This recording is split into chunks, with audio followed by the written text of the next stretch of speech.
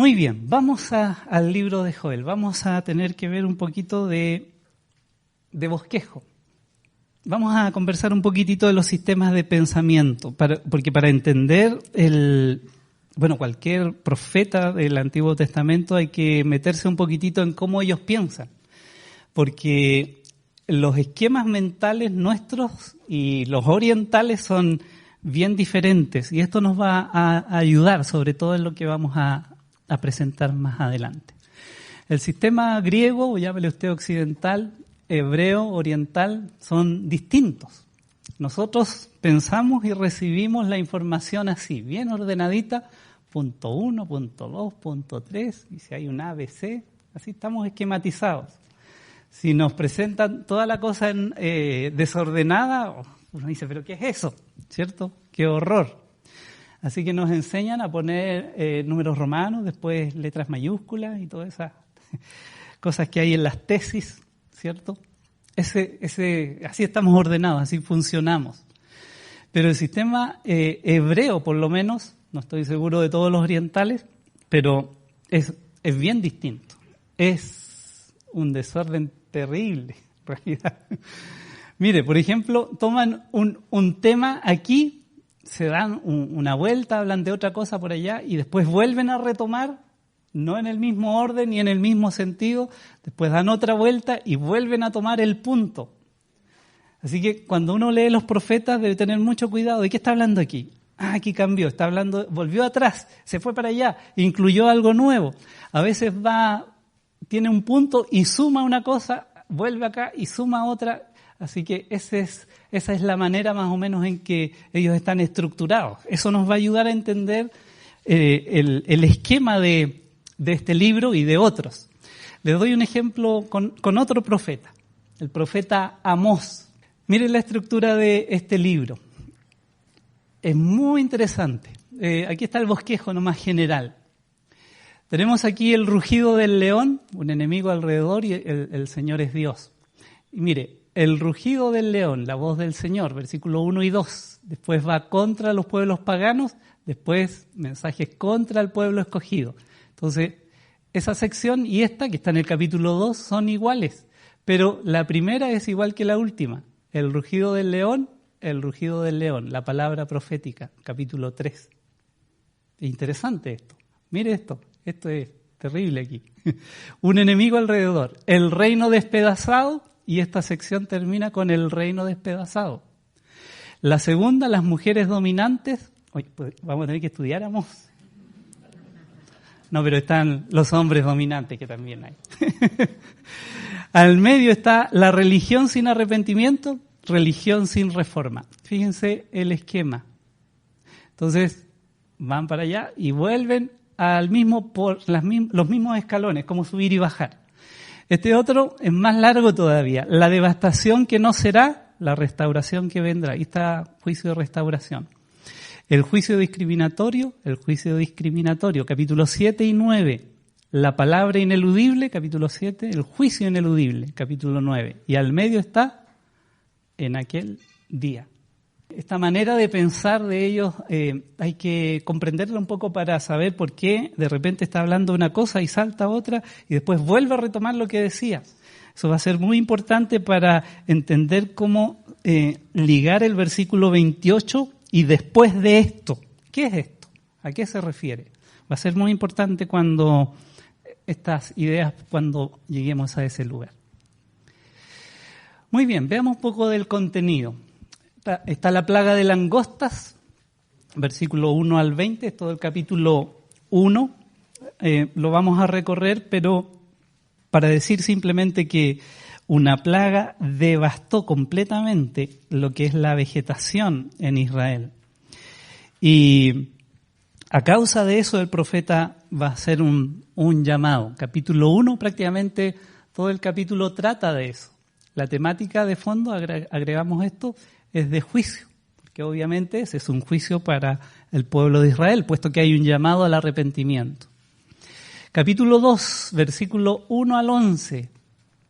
Vamos a ver esos versículos allí que hablan de un ejército bien extraño, un ejército que va a actuar en el día de Jehová, es decir, en ese periodo en que el Señor está muy enojado, muy airado. Entonces vamos a ver que aquí hay un ejército que marcha hacia adelante, dice el 7, como valientes correrán como hombres de guerra, subirán el muro, cada cual marchará por su camino y no torcerá su rumbo. Ninguno estrechará a su compañero, cada uno irá por su carrera y aun cayendo sobre la espada no se herirán. Eso es muy extraño, así que este ejército que el Señor tiene preparado tiene unas características bien especiales. Vamos a ver eso de qué se trata. Todavía, y obviamente el día de Jehová, esa sección es de juicio. Tercera sección que podemos distinguir en el libro es de un llamado al arrepentimiento. Versículo 12 del capítulo 2 al 17. Entonces dice: por esto, pues, ahora dice Jehová, convertíos a mí con todo vuestro corazón, rasgue su vestido. Versículo 15, tocad trompeta en Sión, proclamen ayuno, convocad asamblea, y hay que ponerse a orar, a pedir al Señor misericordia. Así que hay un llamado allí.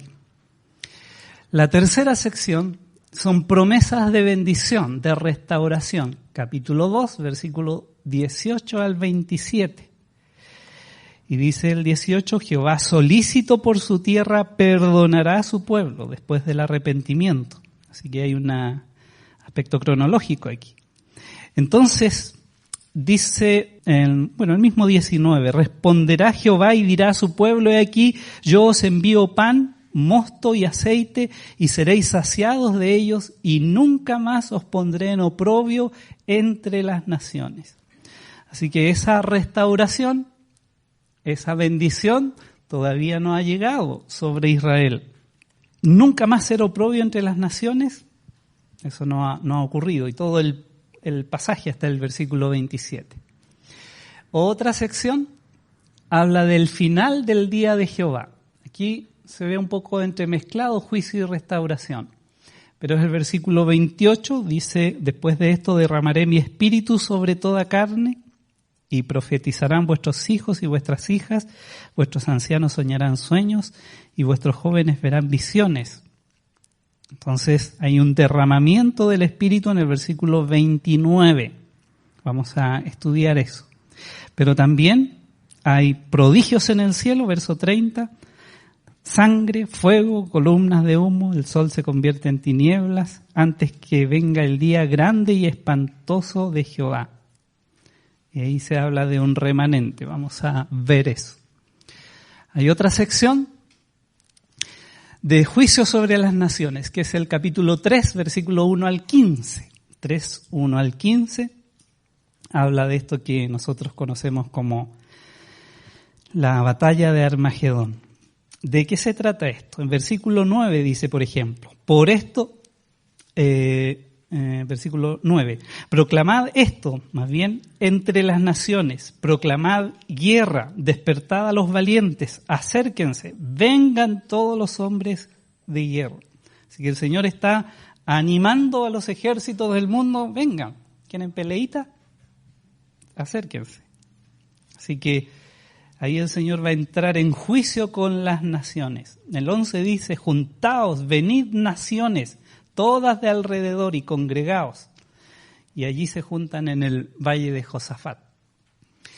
Y el último párrafo, bendiciones sobre Judá, se llama, que es del capítulo 3, verso 16 hasta el final, hasta el 21. El 16, Jehová rugirá desde Sión y dará su voz desde Jerusalén. Y temblarán los cielos y la tierra, pero Jehová será la esperanza de su pueblo y la fortaleza de los hijos de Israel. Y ahí van a conocer que Él es Dios y vienen bendiciones. Dice, por ejemplo, el verso 21, limpiaré la sangre de los que no había limpiado y Jehová morará, vivirá, hará su habitación en Sión. Así que el reino no es espiritual solamente, es literal. Bien, ese es el contenido del libro, más o menos resumido en estos bloques. Son 7, mire qué bien. Pero hay una cosita bien interesante aquí. Parece que no concuerda con los demás. Fíjense que ese es juicio, juicio, restauración, juicio, restauración, juicio y restauración. ¿Qué hace el llamado al arrepentimiento? ¿Qué papel juega en el esquema? Miren un poquitito la siguiente imagen. Estamos hablando de Israel, no se olviden. Tenemos aquí, y esto va a ser, por eso vamos a estudiar el capítulo 2 solito, porque tenemos el día de Jehová, juicio, después el llamado al arrepentimiento y después promesas de bendición. De acuerdo al esquema que vimos antes en la línea de tiempo, tenemos ahí el juicio, tenemos la restauración y en medio el arrepentimiento. O sea, cualquier persona, aquí aplicando a nosotros la enseñanza, diríamos, doctrinal. La persona sin Cristo está bajo juicio y de eso no se va a salvar, de ninguna manera. Pero cuando se arrepienta, por eso el mensaje del Evangelio es: Dios tiene un plan maravilloso para tu vida, arrepiéntete, ese es el mensaje. Y cree. Cuando la persona se arrepiente es que recibe una restauración espiritual. Así que este concepto teológico, doctrinal o como le llamen, teológico suena muy grande para nosotros, está reflejado en el libro de Joel. Y mire lo que hemos visto antes. El juicio, escatológicamente o al final del tiempo, es la tribulación. La restauración es obviamente el reino, cuando el león ruja y el Señor haga su morada en Jerusalén. ¿Y cuándo es esto? ¿Qué hay entre la tribulación y el reino? ¿Sí? Sí, está el arrepentimiento, pero en este esquema de los últimos tiempos, ¿qué hay aquí entre medio? Termina la tribulación, pasa algo y después comienza el reino. La segunda venida. Exactamente. Eso es lo que va a pasar. Mire un poquitito el libro de Zacarías. Zacarías capítulo 12. Versículo 2 dice: aquí yo pongo a Jerusalén, la ciudad, por copa que hará temblar a todos los pueblos de alrededor contra Judá en el sitio contra Jerusalén. Así termina Armagedón, con un sitio alrededor de la ciudad de Jerusalén. En aquel día yo pondré a Jerusalén por piedra pesada a todos los pueblos. Así que no es un pueblo, no son los babilónicos, los romanos ni los griegos. Todas las naciones alrededor. Verso 4, en aquel día, dice Jehová, heriré con pánico todo caballo, y ahí está la intervención del Señor para con su pueblo. Verso 8, en aquel día Jehová defenderá al morador de Jerusalén. Versículo 10, estoy saltando porque después lo vamos a ver. Dice el 10, y derramaré sobre la casa de David y sobre los moradores de Jerusalén espíritu de gracia y de oración, y mirarán a mí, a quien traspasaron, y llorarán como se llora por hijo unigénito, afligiéndose por él como se aflige por el primogénito. Así que en el día de la segunda venida, cuando el Señor venga a destruir, y está destruyendo a las naciones según el contexto, va a ocurrir esto.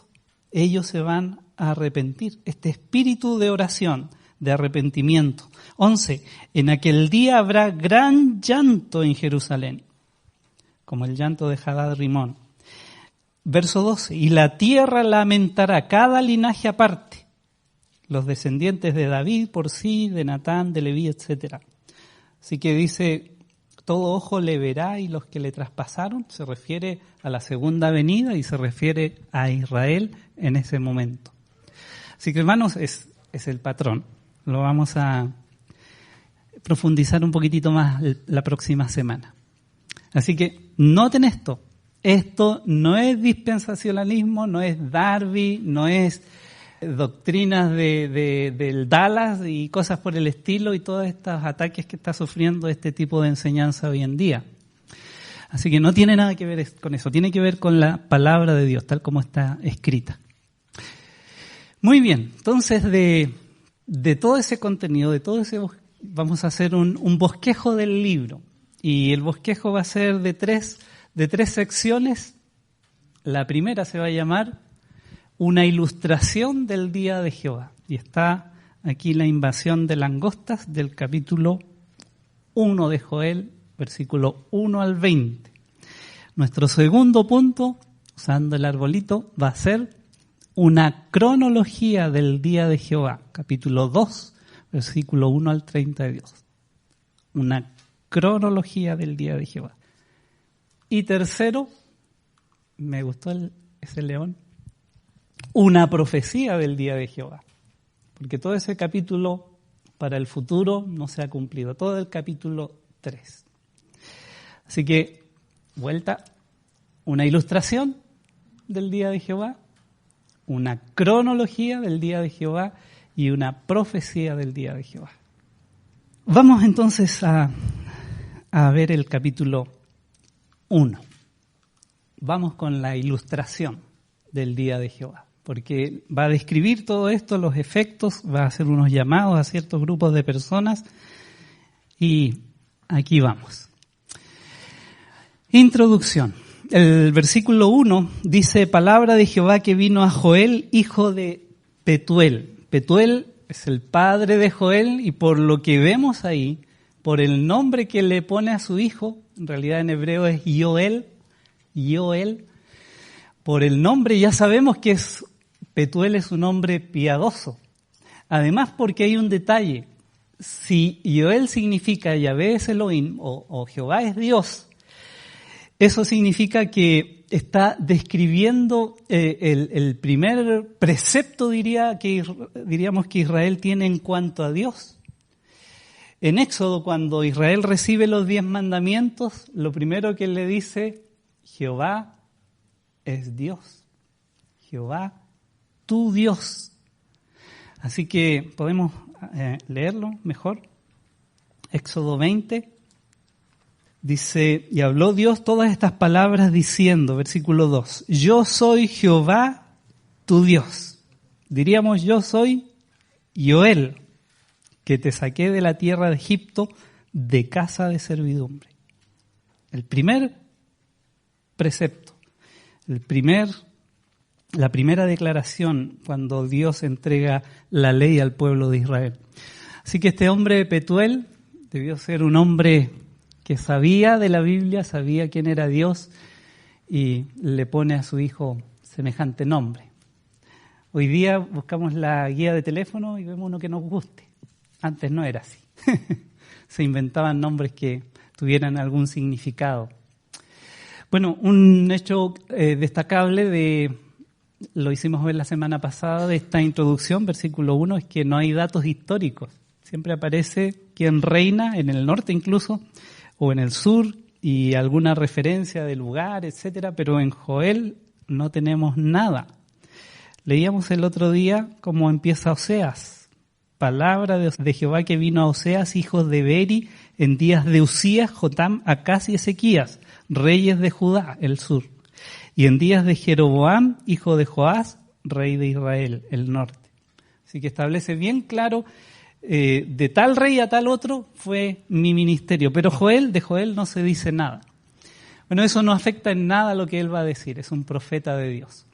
Otra curiosidad es que no hay mención de Israel como pueblo, incluso en el párrafo que habla de restauración. Es una curiosidad, pero que no tiene mayor relevancia en cuanto al contenido y mensaje del libro. Muy bien. En el capítulo 1, Joel se dirige a varios grupos diferentes de personas al describir la terrible plaga y sus devastadores resultados. Varios grupos de personas. A ver, leamos un poquitito, cada uno lee en su Biblia, ¿qué grupos de personas puede encontrar? ¿Sí? Ancianos, ya. Muy bien. Versículo 2. Borrachos. Sacerdotes, muy bien. Versículo 13. Sí, ministros del altar son los sacerdotes. Labradores. Versículo 11. Muy bien. Hay otro que no es tan evidente, pero está ahí también. Nadie dijo bestias. No, eso va después. Bien, ahí tenemos más o menos algunos grupos y los vamos a ir viendo. Un gran llamado aquí. Están entonces del versículo 2 al 4 los ancianos, y hay algunas cosas que él va a decir a ese grupo. Están los borrachos, los ebrios, 5 al 7. Están los adoradores, 8 al 10, que no se mencionan como adoradores, pero no pueden llevar ofrenda. Como no hay nada que llevar. Y lo vamos a ver en su momento. Están los agricultores, versos 11 y 12, y los sacerdotes, versos 13 y 14. Dejamos el resto del capítulo en otro apartado. Ok, vamos con los ancianos. Dice la Escritura, verso 2. Oíd esto, ancianos, y escuchad todos los moradores de la tierra. ¿Ha acontecido esto en vuestros días o en los días de vuestros padres? De esto contaréis a vuestros hijos y vuestros hijos a sus hijos y sus hijos a la otra generación. Lo que quedó de la oruga comió el saltón, y lo que quedó del saltón comió el revoltón, y la langosta comió lo que del revoltón había quedado. Así que la oruga, el saltón, el revoltón y la langosta. Serían distintos tipos de bichos, ya vamos a ver. Pero escuchad, ancianos, y todos los moradores de la tierra están invitados también a oír. Y hay dos preguntas ahí.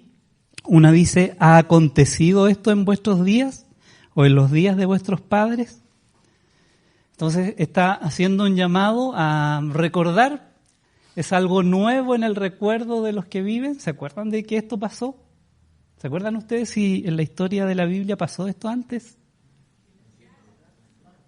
¿Ya? ¿Las plagas de Egipto? Sí, muy bien. Capítulo 10 de Éxodo. ¿Hay un recuerdo? ¿Dónde más?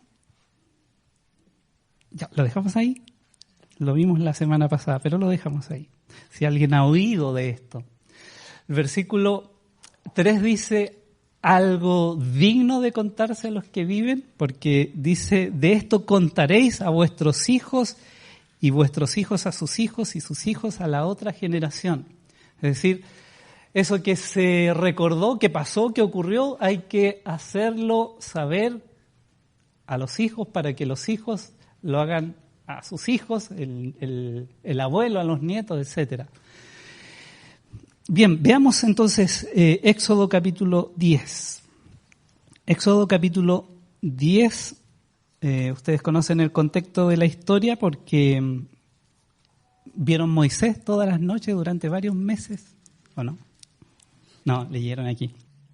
Bueno, leamos ahí el 14. Y subió la langosta sobre toda la tierra de Egipto y se asentó en todo el país de Egipto en tan gran cantidad como no la hubo antes ni la habrá después. Y cubrió la faz de todo el país, de todo Egipto, y oscureció la tierra y consumió toda la hierba de la tierra y todo el fruto de los árboles que había dejado el granizo. No quedó cosa verde en árboles ni en hierba del campo en toda la tierra de Egipto. Entonces Faraón se apresura que salgan, ¿cierto? Entonces ahí está la plaga. Estaba en el 12 la amenaza. Bueno, veamos Deuteronomio 28 que estuvimos leyendo un poquitito el otro día. Recuerden que Israel y cualquier anciano de Israel debería recordar esto. El capítulo 28 de Deuteronomio habla de bendiciones de la obediencia y consecuencias de la desobediencia. Y va a decir en el versículo 38, hablando del campo, si ellos no obedecieren a la voz de Jehová su Dios, así comienza el versículo 15, van a ser malditos en la ciudad, en su canasta, en el fruto de su vientre, en su entrar y salir. Y en el 38 dice, sacarás mucha semilla del campo y recogerás poco, porque la langosta la consumirá. Plantarás viñas y labrarás, pero no beberás vino ni recogerás uva, porque el gusano se las comerá. 40. Tendrás olivos en todo tu territorio, mas no te ungirás con el aceite, porque tu aceituna se caerá. Hijos e hijas engendrarás y no serán para ti, porque irán en cautiverio. 42. Toda tu arboleda y el fruto de tu tierra serán consumidos por la langosta. ¿Por qué? Porque el verso 15 dice, si no oyeres la voz de Jehová tu Dios para procurar cumplir todos los mandamientos y estatutos que yo te intimo hoy, que vendrán sobre ti todas estas maldiciones y te alcanzarán. Por eso hay un llamado a la oración, un llamado al ayuno, un llamado a ir al templo y buscar la presencia del Señor. Muy bien, versículo 4 dice de la oruga, el saltón y el revoltón. Veamos un poquitito aquí. Están estos 4 bichos, oruga, saltón, revoltón y la langosta. Ahí están sus nombres en hebreo, lo que da a entender de que son distintos. El gatzam es el primero y dice del vocablo cortar, la idea de una tijera que corta. Es una langosta fuerte, que tiene fuerza para cortar, como si anduviese con tijera. El arvé, que es el segundo ahí, arvé se puede traducir saltona, es un bichito que salta pero no vuela, pues aún no tiene alas. En su desarrollo, en algún momento desarrollan alas, pero este saltón no tiene la capacidad de volar, así que salta simplemente. Es la idea del término. El jasil, que es el tercero, no han identificado el tipo de bichito, pero la raíz del verbo significa devorar. Así que el revoltón es uno que devora. Y el yelek, el último, es una langosta migratoria que se desplaza en enjambres, como vimos el video la semana pasada. Así que pueden ser cada uno de estos bichitos o especies de langostas diferentes, que tienen nombres diferentes incluso, o, miren este dato aquí, algunos exegetas creen que son las 4 etapas del desarrollo, desde el gusanito a un insecto maduro, desde que se arrastra como una oruga hasta que se transforma en una langosta. Puede ser, cualquiera de las dos es posible. No tenemos ningún aquí bichólogo, ¿no? Pero no es el tema más importante. El tema más importante del pasaje es que Israel debe buscar al Señor. Muy bien, vamos con los borrachos. No vamos con los borrachos. Al punto que trata sobre los borrachos. Bien. El profeta les dice, despierten, lloren y lamenten a los borrachos, debido a que las viñas han quedado en ruinas y se ha acabado su provisión de vino. Versículo 5 dice, despertad, borrachos. Es decir, están ahí con todo el hachazo, durmiendo, y los despierta y los llama a llorar, a gemir. Esos son ruidos desde lo profundo. Todos los que bebéis vino a causa del mosto, porque os es quitado de vuestra boca. Porque pueblo fuerte e innumerable subió a mi tierra. Sus dientes son dientes de león, son tan devoradores que parecen leones, y sus muelas, muelas de león. Asoló mi vid y descortezó mi higuera, del todo la desnudó y derribó. Sus ramas quedaron blancas. Así que los borrachos se quedan sin cantinas, no hay vino, no hay cómo seguir bebiendo. Y usted sabe, una persona que es adicta a estas cosas es algo terrible. Hay unos borrachitos llorando y se les va a acabar la cerveza, el mosto. Mire, aquí el versículo dice 7, asoló mi vid, descortezó mi higuera. del todo, dice, la desnudó. La desnudó. Van ahí cortando y cortando y cortando, pero no solamente se comen las hojas, sino que se comen la corteza. Desnudan los árboles. Ahí se ven algunas ramas verdes todavía, pero esos amarillitos son las langostas. Se han comido toda la corteza. Son realmente terribles. Aquí hay otra imagen. Hay dos ahí dándose el festín y la rama del árbol sin cáscara, tal como dice aquí. Descortezó la higuera, del todo la desnudó y la derribó. Lo que dice. Así que los borrachos. Mire, qué terrible es eso. Una persona llena de problemas, se sumerge en el alcohol para olvidarse de los problemas. ¿Y se solucionan los problemas? Hay más problemas. Porque antes había una persona con problemas, ahora hay un borracho con problemas. Peor todavía. Pero así es la gente, mucha gente que busca esos medios u otros para evadirse. Vamos con los adoradores. Esto es una escena terrible, pero dice el versículo 8. Llora tú como joven vestida de cilicio por el marido de su juventud. Ella no está de cilicio, pero da a entender que es una novia que perdió probablemente su novio y va al cementerio. Después el profeta se vuelve a los adoradores que deben ir al templo con las manos vacías debido a que no hay sacrificios que llevar. No hay nada que ofrendar porque todo lo que se ofrenda de la naturaleza no se puede obtener, pues la naturaleza está destruida. Así que el llamado a llorar, ¿cómo? Esa palabrita ¿cómo? Es muy importante, va a salir varias veces en el capítulo 2, ¿cómo? Subrayenlo, porque eso nos está diciendo que este es un símil, es decir, una comparación con algo, no es algo literal así, pero se compara. Como joven vestida de cilicio por el marido de su juventud. Sigue llorando esa pena por mucho tiempo. Bien, vean esta foto, porque muchas de las ofrendas que se llevan no solamente son de animales, sino también son de frutos. Y esta es una foto justamente en Israel donde llevan un canasto lleno de frutos, hortalizas y cosas que se llevan como ofrenda. Dice el versículo 9. Desapareció de la casa de Jehová la ofrenda, este tipo de ofrenda, y la libación. Los sacerdotes ministros de Jehová están de duelo. Los sacerdotes ahí de duelo porque la gente no tiene que llevar. Los que van a adorar, por eso hablamos de adoradores, no tienen que llevar en sus canastos, en sus manos.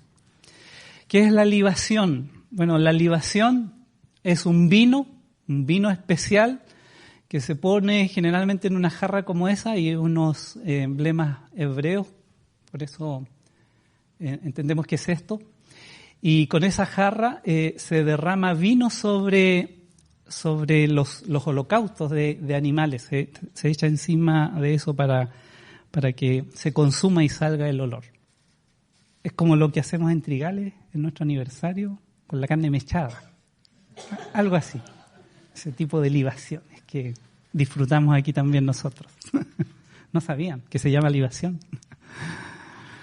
Ok, los adoradores. Miren lo que dice Números 18:21.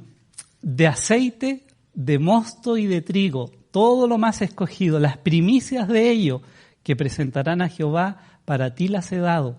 Así que el Señor da esto a través de la naturaleza. Ellos trabajan, pero la naturaleza es la que produce. Pero estas tres cosas fundamentales en la vida de un judío: el aceite, el mosto y el trigo. Versículo, nuestra Biblia, versículo 10. El campo está asolado, se enlutó la tierra, porque el trigo, ahí está, fue destruido. Se secó el mosto, es decir, las vides, y se perdió el aceite. Sin esas tres cosas es tener el refrigerador pelado, diríamos nosotros. Así que el aceite que se obtiene, ¿cierto?, de las aceitunas, etcétera, está el trigo. Del trigo viene algo muy importante. El pan nuestro de cada día viene del trigo, así que si se pierde todo y no hay harina en las panaderías, imagínense el caos que se produjo. Y las vides o el mosto. Hay mosto de varias cosas, pero en este caso se refiere a eso sin duda. Se secó, se perdió, fue destruido. Esta plaga de langostas ha destruido completamente todo. El otro grupo son los agricultores, el verso 11 y 12. Él se dirige a los agricultores que claman, que gimen, como este hombre ahí que no tiene nada en su huerto, debido a que sus cosechas están completamente arruinadas. Dice, confundíos labradores, el versículo 12, gemid viñeros por el trigo y la cebada, porque se perdió la mies del campo. La vid está seca y pereció la higuera, el granado también, la palmera y el manzano. Todos los árboles del campo se secaron, por lo cual se extinguió el gozo de los hijos de los hombres. Si no hay producción, si no hay huertos, si no hay qué cosechar, imagínense, todo se perdió. Y si tenían crédito INDAP, imagínense. Por eso dice, se extinguió el gozo. ¿Cómo no hay pan? Digamos, en la casa así. Es una tragedia si no hay pan. O algo para echarle el pan en estas alturas. Así que de eso se trata. Los agricultores. Miren aquí en la agricultura y es un acercamiento de lo que están haciendo los bichitos ahí pegados a los sembradíos.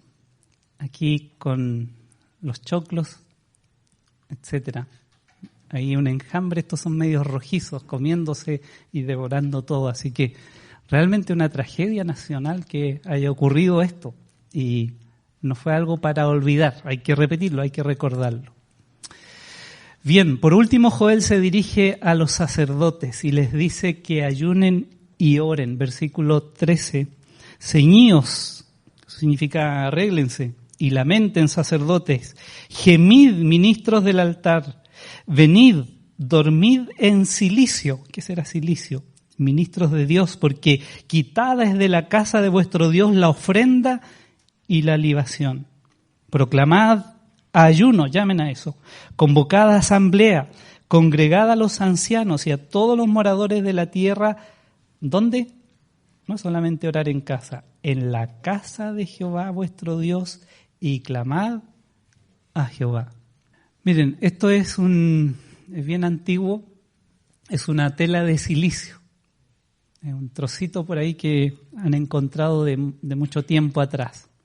Pero de eso se trata, vestirse con sacos, de esos sacos de harineros o de papas, y quebrantarse, afligirse. De eso se trata esto de ceñirse y lamentar y gemir, ministros del altar. Bueno, ya vamos a ver un ejemplo. Miren este tipo de silicio, ¿qué les parece? Es como nada que ver, po.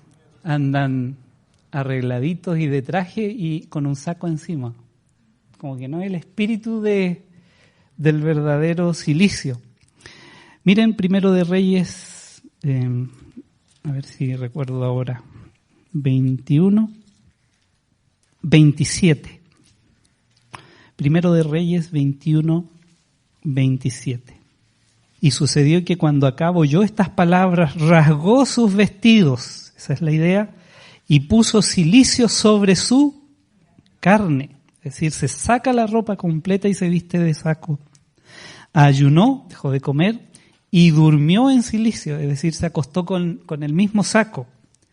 Y anduvo humillado. Eso es más que lo externo.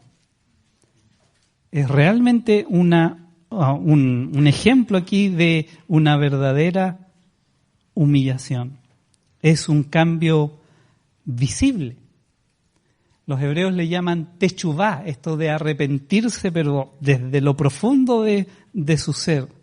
Es un cambio visible y real. Así que el cilicio va sobre la carne, no encima de un traje como vemos ahí. Joel dice, ceñíos, lamentad sacerdotes, por lo menos estos no son sacerdotes. Gemid, ministros del altar, venid, dormid en cilicio, ministros de mi Dios, porque quitada es de la casa de vuestro Dios la ofrenda y la libación. Un tiempo de humillarse, más bien esta es la idea. Está muy afligido, no solamente está vestido de cilicio, sino que está echando sobre su cabeza ceniza. A veces aparece cilicio y ceniza. Es una humillación tremenda, profunda. Es lo menos que el Señor se merece cuando uno la ha embarrado, ¿cierto? ¿Cuántas veces hemos, por nuestros errores repetitivos, terminado así delante del Señor? Muy, muy humillados, acongojados, muy tristes. Es la realidad de nuestros pecados, de nuestras faltas, de esas cosas que nos persiguen toda la vida. Pero hay que seguir luchando, hay que seguir luchando. Aquí llegamos entonces al corazón del asunto, porque el pecado era el origen del castigo de Dios a la nación. Lo leímos en Ezequiel capítulo 28, en Deuteronomio 28. Leamos ahora Deuteronomio 12. Busquemos Deuteronomio capítulo 12. Versículo 4 en adelante, hasta el 7. Dice, no haréis así a Jehová vuestro Dios, sino que el lugar que Jehová vuestro Dios escogiere de entre todas vuestras tribus para poner allí su nombre para su habitación, ese buscaréis y allá iréis. Deuteronomio 12:6. Y allí llevaréis vuestros holocaustos, vuestros sacrificios, vuestros diezmos y la ofrenda elevada de vuestras manos, vuestros votos, vuestras ofrendas voluntarias y las primicias de vuestras vacas y de vuestras ovejas. Y comeréis allí delante de Jehová vuestro Dios y os alegraréis vosotros y vuestras familias en toda obra de vuestras manos en la cual Jehová tu Dios te hubiere bendecido. Así que hay un lugar donde ir con los frutos de la tierra, de lo que el Señor ha dado. Todo viene de Él. Y si se quita ese sustento, hay que buscar al Señor. Es el llamado de Joel. Tenemos ahora en el verso 15, volviendo a Joel, el primer anuncio, vamos a ir concluyendo ya, del día de Jehová. Primer anuncio. Hay uno en cada capítulo. El anuncio de ese día. Y el 15 dice, ¡ay del día! Ahora el profeta se acuerda, curiosamente, de un día en el futuro. Y dice que está cercano el día de Jehová. Y vendrá como destrucción por el Todopoderoso. Shaddai es la palabra ahí. Y dice, ¡ay del día! Está cercano, está cerca. Dice, el día de Jehová vendrá como destrucción por el Todopoderoso.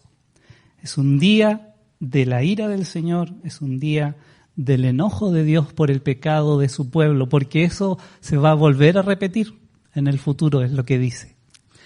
Veamos un poquitito aquí algunas preguntas. ¿Cuál es el día de Jehová o día del Señor en el Nuevo Testamento? Algunos dicen que es la segunda venida. Ese es el día que viene el Señor con gran ira, solo ese día de la segunda venida. ¿Es la tribulación? ¿Toda la tribulación? Hay algunos que han dividido, le ponen el pre-ira y cosas así. ¿O es toda la tribulación? ¿Es el reino milenial? Muchos autores de buena línea, antiguos, dicen que el día de Jehová no solo es la tribulación, sino que es el milenio. Vamos a ver eso. ¿Es la tribulación y el reino milenial juntos? Y vamos a ver qué dice la Escritura. Bueno, el capítulo 2 nos ha dicho que el día de Jehová es grande, terrible e insoportable. Sofonías, dice el profeta Sofonías. Vamos a buscar ahí el capítulo 1, sin perder Joel. Sofonías está un poquito más adelante, después de Habacuc. Sofonías 1, 18 vamos a leer y 2, 2. El otro día leímos algunos versículos más, pero hoy día solo el 18. Les comento que todo el capítulo 1 habla de ese día. Y se llama el día de la ira, se llama día de angustia, se llama día de oscuridad, de aprieto, de tormento, de algazara, día de tribulación, de oscuridad, de nublado, de entenebrecimiento. Y el 18 dice, ni su plata ni su oro podrá librarlos en el día de la ira de Jehová. Es decir, ese día es además un día de ira. Dios está enfurecido. Pues toda la tierra será consumida con el fuego de su celo, porque ciertamente destrucción apresurada hará en todos los habitantes de la tierra, no solamente la tierra de Israel, del planeta. Verso 22, muy parecido a Joel, dice, congregaos y meditad, nación sin pudor, antes que tenga efecto el decreto y el día se pase como el tamo, antes que venga sobre vosotros el furor de la ira de Jehová, antes que el día de la ira de Jehová venga sobre vosotros. Así que el día del Señor o el día de Jehová es el día de la ira del Señor. Es un día largo y prolongado. Es un día literal. Aquí vamos a recordar un poquitito el estudio de Apocalipsis hace un par de años atrás. Y quien nos va a enseñar sobre esto va a ser Jack Sparrow. ¿Se acuerdan de Jack Sparrow? Y su catalejo. Vamos a ir un poquitito a esto del Apocalipsis que se llaman los sellos, las trompetas y las copas. ¿Y por qué Jack Sparrow? Porque el catalejo que él usa, y un catalejo es así, sale una pequeña porción, después otra y después otra. Y justo aquí hay una de 3 y nos ayuda para explicar esto. Los juicios de la tribulación, todo el espectro de la tribulación, comienza con la apertura del primer sello. Aquí el inicio de la gran tribulación es así. Se abre el primer sello, el segundo, el tercero, el cuarto, el quinto, hasta el séptimo. Y cuando se abre el séptimo, que sería esta coyuntura aquí, comienzan los juicios de las trompetas. Cuando se toca la primera, segunda, tercera, hasta la séptima trompeta, comienza el derramamiento de los juicios de las copas. Y va a la primera, segunda, hasta la séptima copa, que es la segunda venida del Señor Jesucristo, y termina la tribulación. Es decir, desde que comienza este catalejo hasta donde termina es toda la tribulación. Esto para entender el pasaje que vamos a leer. Busquemos Apocalipsis 6. Apocalipsis capítulo 6. Describe los 6 primeros sellos. Y se abre el primer sello, dice la Escritura en el versículo 1.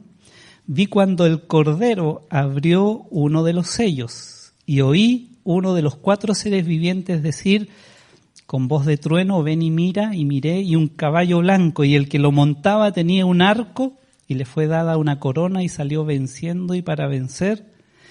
Y cuando abrió el segundo sello, verso 3, Apocalipsis 6, ven y mira otra vez, y un caballo bermejo, y le fue dado el poder de quitar de la tierra la paz, y que se maten unos a otros, y se le dio una gran espada. Así que hay muerte, destrucción, hay crímenes, asesinatos y guerras.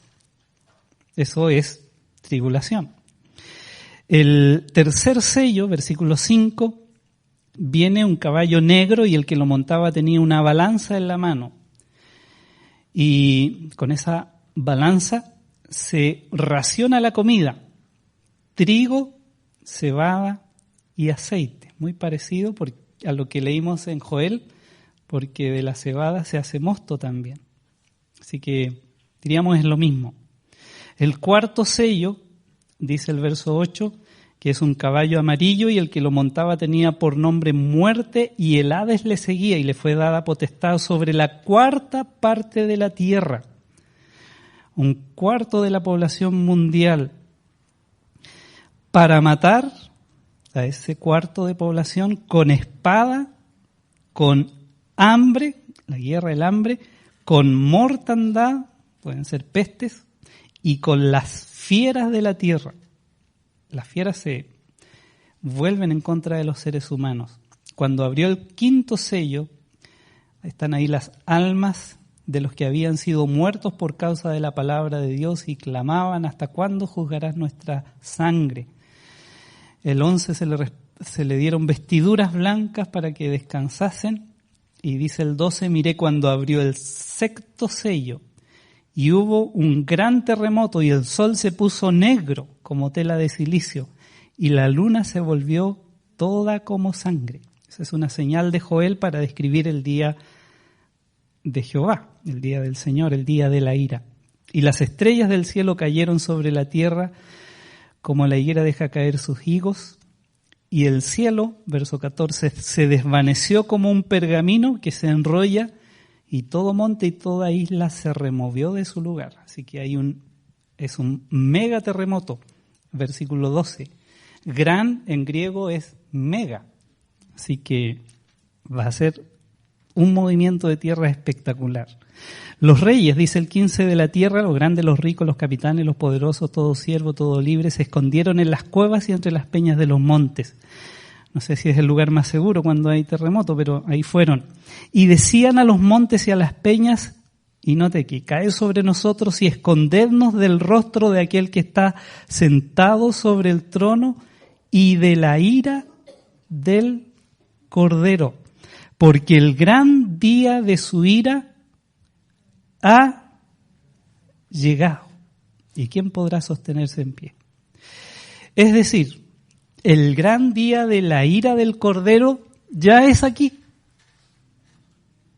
¿Se dan cuenta que el día de Jehová no puede ser la segunda venida que al final nomás? Sino que aquí ya es el día de Jehová. Y ya comenzaron los juicios. El gran día de su ira ha llegado. Así que a la pregunta que hicieron en la clase pasada, ahí hay una respuesta mucho más contundente y precisa para mí, por lo menos. Cada vez que el Antiguo Testamento, podíamos revisar todos esos versículos, pero puede hacerlo usted en casa, busque Día de Jehová en un buscador y le van a aparecer todas las veces que aparece, y siempre está relacionada con juicios, siempre. Así que de eso se trata aquí. El día de la ira es todo este periodo, incluida la segunda venida, porque ahí Él viene con gran poder. Así que lo que acabamos de leer de Apocalipsis 6 está ubicado aquí en el sexto sello. El séptimo viene en el capítulo siguiente. Vienen los sellos uno por uno, se abre el séptimo y comienza esta otra serie. En el séptimo, la última serie, aquí es la segunda venida y fin. Y ahí ya es el día de la ira. Esa es la idea de esto. Muy bien, en conclusión, el día de la ira del Señor es toda la tribulación. Toda la tribulación. Un mensaje publicitario. Si no han escuchado este tema, ahí nos dedicamos mucho al día del Señor. Busquen nuestra reunión con Él en YouTube o UCB Trigales y ahí pueden escuchar la explicación más detallada sobre ese tema. Bueno, vamos al lamento final. Joel 1:16 dice: no fue arrebatado el alimento delante de nuestros ojos, la alegría y el placer de la casa de nuestro Dios. Y es por lo que leíamos antes en Deuteronomio capítulo 12. Nos fue quitada de delante de nosotros, porque cuando hay alimento, uno está contento. Si hay algo que compartir en la mesa, uno está feliz. Por eso nos juntamos a comer, ¿cierto? Pero cuando no hay que comer, claramente es arrebatado la alegría y el placer, en este caso de la casa de nuestro Dios, porque no hay que llevar. Y dice el verso 17, el grano, Joel 1:17, se pudrió debajo de los terrones, los graneros fueron asolados, los alfolíes destruidos, porque se secó el trigo. ¿Cómo gimieron? Verso 18, porque también sufren. ¿Cómo gimieron las bestias? Cuán turbados anduvieron los hatos de los bueyes, porque no tuvieron pastos. También fueron asolados los rebaños de las ovejas. A ti, oh Jehová, clamaré, porque fuego consumió los pastos del desierto y llama abrazó todos los árboles del campo. Las bestias del campo bramarán también a ti, porque se secaron los arroyos de agua, más encima una sequía, y fuego consumió las praderas del desierto. Así que noten cómo el pecado del hombre afecta la naturaleza y afecta a los animales, afecta a todo. Realmente el ser humano hoy en día está contaminando la tierra y el Señor tiene que obrar en relación a eso. Así que se ven afectados en este lamento final el grano, como ya se mencionó, los pastos, si no hay pasto, no hay forraje, los árboles que fueron desnudados, las aguas que disminuyeron y las praderas que fueron consumidas. Pero además, los graneros y alfolíes. Un alfolí es un galpón donde se guardan las cosechas. Algunos creen que el alfolí es una cajita para echar la ofrenda o el diezmo. Pero es un galpón, un granero para guardar ahí lo que se saca del campo. Bueyes y ovejas también son mencionados. Muy bien, ahí terminamos con esta ilustración del día de Jehová. Y todo el capítulo, hermanos, en realidad describe, diríamos, la triste realidad del hombre actual. O sea, si el hombre actual no llega al límite de sus fuerzas, cae a lo más bajo hasta lo último para recién comenzar a buscar al Señor. ¿Cuántos están ahí en el hospital acordándose de Dios porque ya no dan más? Ojalá que ninguno de nosotros lleguemos a ese punto, estemos siempre humillados delante del Señor, siempre buscándole, siempre lamentando si hay pecado en nuestra vida, buscándole en oración, congregándonos en la casa de Dios. Todos estos conceptos están aquí, buscando al Señor, escuchando su palabra, siempre despiertos en el versículo 5, siempre despiertos. Dice un poco más abajo, ayunando en el verso 14, si es necesario, congregándonos en la casa de Jehová nuestro Dios, clamando al Señor. Gloria al Señor por su palabra cuando podemos entender que solamente en Él hay bendición, solamente en Él se asegura lo que tenemos en cuanto a bendición. El Señor ha prometido estar con nosotros, ha prometido proveernos para todas nuestras necesidades, ha prometido perdonarnos de todos nuestros pecados, ha prometido estar con nosotros siempre. Así que, hermanos, ánimo a seguir buscando al Señor, dándole gracias porque Él nos ha permitido salir de la ira de Él, de estar reservados para el juicio y para la condenación, y estamos reservados para disfrutar realmente todo lo que el Señor tiene para nosotros en su reino. En que ahora es espiritual, que ahora está aquí adentro, pero que un día va a ser físico, muy real. Y el Señor lo va a demostrar así. Oramos. Señor, damos gracias por tu palabra nuevamente. Damos gracias que tenemos este tiempo para dedicarlo, Señor, a escudriñarla, a sondear en ella, a sumergirnos en ella, a escuchar a lo mejor cosas que no habríamos escuchado en otro lado, leído en otro lado, pero que nos ayudan a entender un poco mejor tu palabra, lo que tú dices, lo que tú piensas, lo que está programado, lo que has programado hacer. Damos gracias por encontrarnos en este lugar y con la libertad de abrir nuestra Biblia aún para poder escudriñar en ella las riquezas que tú tienes para nosotros. Gracias damos en esta noche por tu presencia también con nosotros y por el ánimo de nuestros hermanos para estudiar tu palabra. En el nombre de Jesús.